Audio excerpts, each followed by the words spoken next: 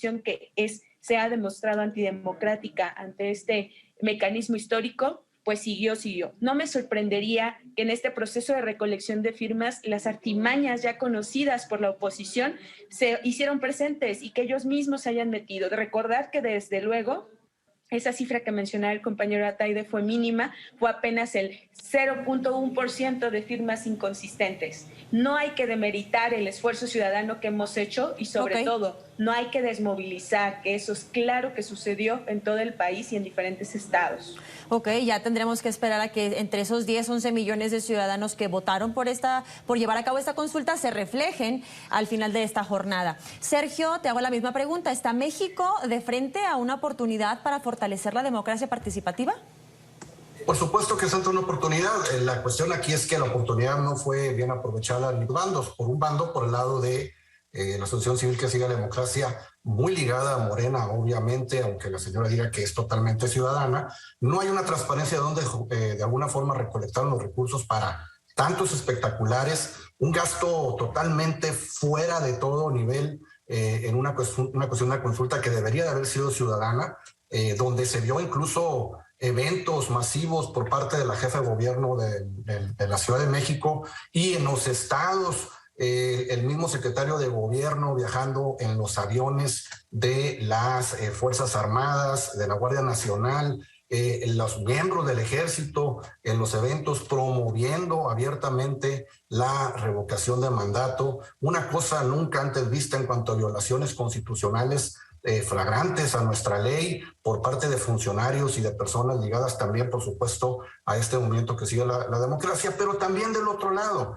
del lado de la oposición, del lado del PAN, incluso del PRD y Movimiento Ciudadano, en una total promoción de la cuestión de que la abstención hacia la elección, una falta de aprovechar este gran momento para que se ejerciera un diálogo y un debate nacional sobre quien estaba de alguna forma en la boleta electoral, que era el presidente. Aquí teníamos que haber los mismos partidos políticos, haber hecho un debate sobre si el trabajo del presidente era o no, si se le había o no perdido la confianza. Yo creo que ambos lados, uno sobrepasó, por supuesto, el uso y el abuso del poder, y del otro lado desaprovecharon, obviamente, la gran oportunidad que pueden haber tenido para generar un debate nacional y que hoy hubiera pues una gran afluencia a las urnas por parte de aquellos que se oponen a Andrés Manuel López Obrador, que en eso sí fue muy eficiente el presidente, en dividir a la oposición entre aquellos que sí quisimos ir a votar hoy para revocarlo y aquellos que dudaron frente a un supuesto truco, trampa, etcétera, etcétera, que en la ley, ante la legalidad del instrumento, ante un instituto en el cual todos confiamos, aunque la señorita de que siga la democracia dice que es un instituto tramposo, definitivamente los mismos diputados de Morena le negaron el recurso para poder poner todas las casillas ante una situación de que era muy caro, ¿no? Cuando hoy 1.500 millones de pesos es lo que se endeuda el país por día por parte del gobierno federal. Entonces, por favor, de los dos lados nos quedaron mucho de ver a todos los mexicanos. Pues ya lo pones sobre la mesa, Sergio. Los dineros fueron protagonista en esta jornada, tanto que no se le otorgó el Congreso al INE el presupuesto que se necesitaba, los panorámicos y toda esa publicidad, propaganda que no se sabe aún de dónde viene, y el oficial. Por eso queremos presentar este punto del debate, revisar con tu ayuda, Alejandra, el presupuesto destinado a la consulta. Es muy importante este tema porque sin duda representa uno de los puntos más polémicos del proceso. Lo podemos revisar acá en pantalla, si les parece. El presupuesto que se destinó para realizar la revocatoria fue de $80 millones para la logística de la votación, como también la instalación de 57,000 casillas. Esto es apenas una tercera parte del total de casillas que se instalaron en los comicios presidenciales del 2018, donde se contó con un presupuesto de $1.400 millones y cerca de 156,000 casillas. Esto, como ya lo adelantabas, Enrique, genera una especie también de duda si con estos recursos, con estas casillas, se puede llegar realmente a todas esas personas. Que ahí le podríamos también dar oportunidad a que nuestros invitados puedan, por supuesto, pues debatir si ese dinero realmente vale la pena ser utilizado en ese tipo de consultas, si vale la pena tal vez que las consultas se realicen dentro de las mismas elecciones federales o intermedias y así ahorrarnos un poquito ese dinero. Lisette, ¿se te hace un derroche innecesario? Fíjate, en Alejandra y Enrique, que les quiero recordar también a toda la ciudadanía que nos está escuchando, que a principios del año 2021, precisamente la oposición del actual gobierno en la Cámara de Diputados votó para que esta consulta popular no se hiciera en las elecciones que tuvimos en 2021, en donde elegimos a representantes populares. Eso fue producto de la oposición y está documentado en el Congreso de la Unión. Ahora bien, recordarle también a todo el público que apenas en agosto de 2021, como bien comentaba, tuvimos una consulta popular de juicio a expresidentes. Esa consulta, que el INE incluso salió a defender mucho cuánto había invertido, costó 500 millones de pesos. Llama muchísimo la atención, pues que ahora una consulta que lleva la misma cantidad de boletas, la misma cantidad de instalación de casillas, alrededor de 57,500 casillas, la misma cantidad, pero ahora se triplica el costo. Es lo que nos llama muchísimo la atención a la ciudadanía y desde luego que es algo que a mí como persona, como mexicana, me preocupa. Pero además hay que recordarles también que hay un tema que no ha querido acatar el actual órgano democrático de este país, que es el tema de reducirse sueldos y acatar una política de austeridad que se inició en este país desde 2018.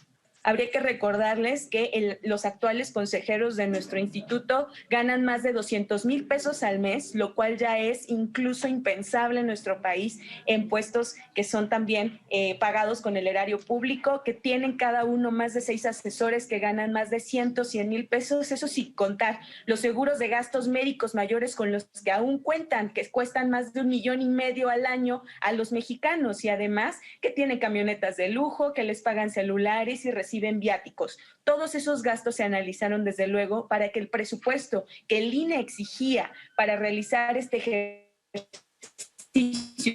no se cumpliera. Son muchos los detalles que hay detrás de esto. No es tan sencillo decir que el INE no tuvo el presupuesto. Lo que no quisieron hacer es volver a cotizar y presupuestar un ejercicio eficaz y completo para la ciudadanía. Esa es la realidad de nuestro país, compañeros.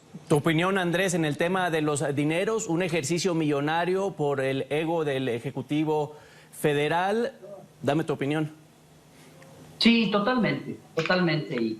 Y lastima mucho que hablen de dineros y de austeridad cuando la propia familia del presidente está involucrada justo en estos momentos en actos en donde claramente no se puede demostrar cómo se enriquecieron en tan poco tiempo y ni siquiera viven en el país. Pues yo ahí te diría un poquito de congruencia. Y por supuesto que en el PAN nosotros lo que peleamos en su momento y lo seguiremos haciendo es por un órgano autónomo que sea eso, libre de toda presión, de toda injerencia gubernamental, sin importar el partido que gobierne, aplica para Morena, aplica para el PAN, aplica para todos, una autoridad electoral que pueda tomar decisiones de manera libre y autónoma sin recibir presiones.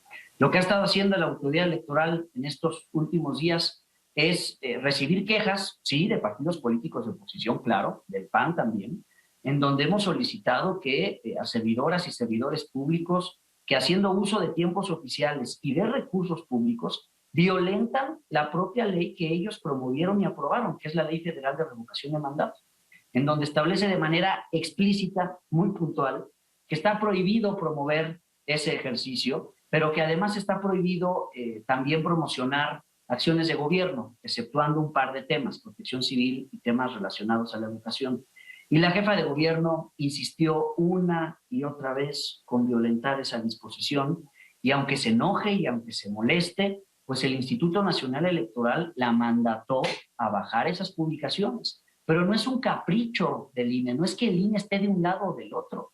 El INE tiene que hacer valer la ley, porque si vemos que el secretario de Gobernación hace promoción del ejercicio, si vemos que además utilizan un avión militar para hacer un mitin, y si además vemos que si lo hace el número 2 del país, eso incentiva que lo hagan la mayor cantidad de funcionarias y funcionarios públicos de Morena, pues por supuesto que desde el PAN, reitero, hoy nuestra invitación a muchas vecinas y vecinos que nos acompañaron y estamos muy contentos y agradecidos, es a evitar la trampa. Y si eso le molesta a Morena, si eso le molesta a quienes hoy gobiernan la ciudad, pues lo sentimos. Nosotros vamos a querer siempre hacer valer la ley. Le toca a quien le toque, pésele a quien le pese. Sergio, tan bueno, tan positivo que suena esto de la democracia participativa, pero también tan horrible y escabroso que suena esto de no me vengan con el cuento de que la ley es la ley que expresó AMLO hace algunos días. Sergio. Pues declaraciones muy lamentables de nuestro presidente, que hizo un juramento constitucional de hacer velar la ley. Digo, esa es una situación muy, muy lamentable. Y de nuevo, fue una situación hecha en el contexto de tratar de hacer una injerencia directa en la Suprema Corte de Justicia, como sucedió ante la pregunta misma de la consulta de revocación de mandato, donde la Constitución no preveía que estuviera el que siga el presidente, sino básicamente una pregunta muy sencilla: si le has perdido la confianza al presidente, era revocar el mandato, sí o no. Esa pregunta le daba solamente 10 puntos de desventaja al presidente. Al cambiarla, sube 10 puntos ante las mediciones que habíamos hecho muchas casas encuestadoras en México, solamente la pregunta. Y misteriosamente los mismos 4 ministros de la Suprema Corte dijeron que los mexicanos no eran lo suficientemente inteligentes para entender la pregunta original, por lo tanto quedaba la pregunta que fue estipulada en la ley de revocación de mandato. De ese tipo de situaciones, medias verdades, medias mentiras, como del asunto de que obviamente sí, la oposición se opuso a que el presidente estuviera en la misma boleta electoral de la elección, de una elección, de partidos, que estuviera una consulta ciudadana. Y obviamente también, yo creo que a la señorita no ha leído bien la Constitución, el artículo 35 de la Constitución, sección 9, donde viene la cuestión de la revocación de mandato y la misma ley. Son 2 ejercicios diferentes. El de la consulta popular a los enjuiciamientos de los presidentes es un ejercicio totalmente diferente a la consulta popular de revocación de mandato en cuanto a recursos y lo que se requería para tener lo que hoy tenemos montado en el país. La democracia es cara, obviamente, sí es cara el ejercicio, como debió haberse hecho. Costaba cerca de 3,000 millones de pesos y se redujo prácticamente a la mitad, 1,500 millones de pesos en todo el país, 57,000 casillas que hoy están montadas, que hoy todavía los mexicanos a estas horas pueden salir a votar. Entonces hay que aprovecharlo. El ejercicio y la fiesta salió a lo que salió y lo que tenemos que hacer es ir a votar. Lisette, desde la Asociación Civil que siga la democracia, en donde tú eres miembro y fundadora, ¿qué nos puedes decir? ¿Cómo educar a los mexicanos a que participen más en estos ejercicios? Bueno, muchas gracias. Pues nada más rápidamente quisiera comentar que yo no vengo a este espacio a defender a ningún funcionario público, ni a abogar, ni saber si sí o sí no fue o no. Eso me parece que ante las instancias correspondientes se tiene que ver, si así lo quieren asegurar. Pero además de eso, me parece muy lamentable que tengamos esta ideología, pues, de que la democracia es costosa. La democracia no debería de ser costosa. La democracia precisamente debería de ser universal y debería de ser para que llegue a todos los rincones de México, porque hay los mecanismos para lograrlo, que son los siguientes: el acceso a los medios a los medios virtuales para poder capacitar a las personas que están hoy dignamente haciendo un trabajo en las casillas, que eso es reconocible. Contra ellos, la ciudadanía, desde luego desde esta asociación civil a la que pertenezco, no estamos en contra, pero sí nos preocupa quienes están arriba. Pero sí, recordarle a la ciudadanía la importancia de este ejercicio. Hoy es la primera vez que sentamos este precedente. La participación es importante, por lo que guste la ciudadanía participar, pero es importante que se sepa que se acabaron los abusos al poder. Hoy existe un mecanismo que nos permitirá en los futuros sexenios poder limitar esas acciones que en México por muchos años hemos sabido, y si nos sentamos aquí a mencionarlos, no acabaríamos este foro. Pero la realidad es que hemos tenido funcionarios que actualmente están siendo investigados y que todos lo sabemos. Estoy segura de que hoy estaremos haciendo historia y no lo hubiéramos tal vez logrado en otro momento. Y a partir de aquí podemos seguir haciéndolo ahora a nivel estatal, que ese sería el siguiente gran paso para la democracia participativa en México. Bien. Pues Lisette, Sergio y Andrés, nos despedimos de los 3 a la vez. Muchísimas gracias por esta participación, por ayudarnos a entender las posturas diferentes que hay en torno a este ejercicio. Hasta pronto. Gracias. Muchísimas gracias por la oportunidad. Muchas gracias. Yo terminaría felicitando mucho la organización que hizo el INE del proceso del día de hoy y reiterar que todo lo que implique para Morena en la Ciudad de México el tener menos de 2.5 millones de votos es pérdida neta a la confianza de su gobierno, pérdida neta a su institución política. Muchísimas gracias por la invitación.